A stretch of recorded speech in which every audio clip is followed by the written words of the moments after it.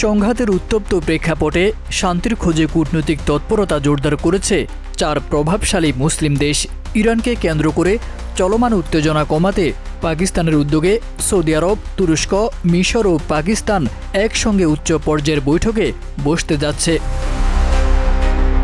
বার্তা সংস্থা রয়টার্স জানায়, রোববার শুরু হওয়া 2 দিনের এই বৈঠকে চার দেশের পররাষ্ট্রমন্ত্রীরা আঞ্চলিক পরিস্থিতি, যুদ্ধের গতি প্রকৃতি এবং উত্তেজনা প্রশমনের সম্ভাব্য পথ নিয়ে বিস্তারিত আলোচনা করবেন।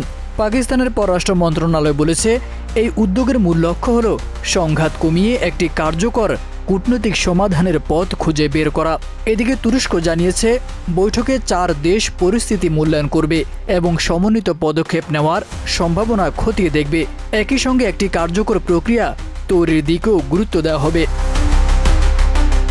গত 28শে ফেব্রুয়ারি যুক্তরাষ্ট্র ও ইসরায়েলের অভিযানের পর ইরানকে ঘিরে উত্তেজনা বেড়েছে।